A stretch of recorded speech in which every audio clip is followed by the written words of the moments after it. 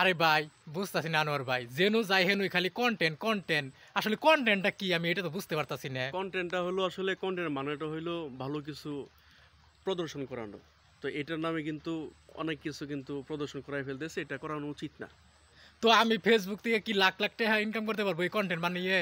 আপনি তো অলরেডি এই মাসে $1200 ইনকাম করছেন, আপনি মিথ্যা বলার দরকার নেই। এগুলা কি বলেন?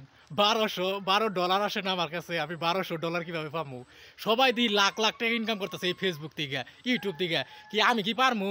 আপনি আপনি পারবেন যদি এই যে যারা ভিডিওটা দেখতেছে এরা যদি অন্তত একটা ফলো করে একটা শেয়ার করে, হ্যাঁ, তাহলে পারবেন।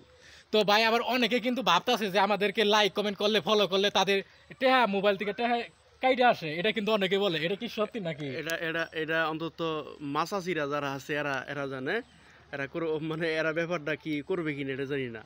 তো অনেকে বলে কি যে আমরা নাকি আমাদের ফেসবুকে ইউটিউব চ্যানেল যদি ফলো করে বা সাবস্ক্রাইব করে বা ফেসবুক যদি ফলো করে কমেন্ট করে, তাহলে বলে তাদের মোবাইলে টাকা বলে আমাদের মোবাইলে আইসা পড়ে, আমাদের কাছে আইসা পড়ে। তাহলে দরকার নাই, তাহলে ইসমাইল ভাই এমনিতেই বেকার আছে, বেকারই থাক, তাহলে দরকার নাই।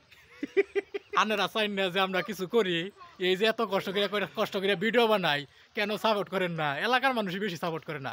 আপনারা আপনারা অবশ্যই ইসমাইল ভাইকে সাপোর্ট করবেন, কারণ হলো মধুপুরের সন্তান, আমিও মধুপুরের সন্তান। কারণ হলো আপনারা যদি সাপোর্ট করেন তাহলে ইসমাইল ভাই দেখা যাচ্ছে তার ফ্যামিলিকে একটা ভালো মুখ দেখাইতে পারবে, আর দেখা যাচ্ছে যে আমরাও দেখা যাচ্ছে ভালো একটা কিছু করতে পারবো, এটা ভালো হবে। তো দেখতেই পাচ্ছেন এইখানে আমরা আজকে চলে আসছিলাম, তো আনোয়ার ভাইয়ের সাথে আড্ডা দিলাম এবং তার ইন্টারভিউ নিলাম, এবং উনি খুব ভালো মানুষ, যা আমরা এতক্ষণ যা তার বাড়ির সম্পূর্ণ সব কিছু খুঁটিনাটি কিছু জানার চেষ্টা করলাম। তো ধন্যবাদ সবাইকে, ভালো থাকবেন, সুস্থ থাকবেন। আর কথা কিন্তু একটাই, আমরা মধুপুরের সন্তান, মধুপুরে যা কিছু আছে সব কিছু তুলে ধরবার চাই, সব কিছু।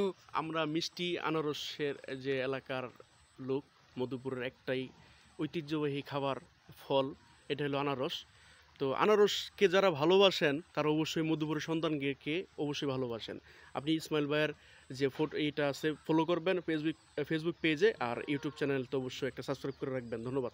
তবে এই যে যদি আপনারা যদি আনারস খাইতে চান, মধুপুরের মধু যদি খাইতে চান, তাহলে এই যে আনোয়ার ভাইয়ের সাথে যোগাযোগ করবেন। আমার যথেষ্ট যথেষ্ট মানে আনারসের বাগান রয়েছে, একবার ভরপুর পেট ভরে খেয়ে যাবেন, কিন্তু দেখা যাচ্ছে যে আপনাকে আসতে হবে অন্তত এই বেরিবাইদ অঞ্চলে।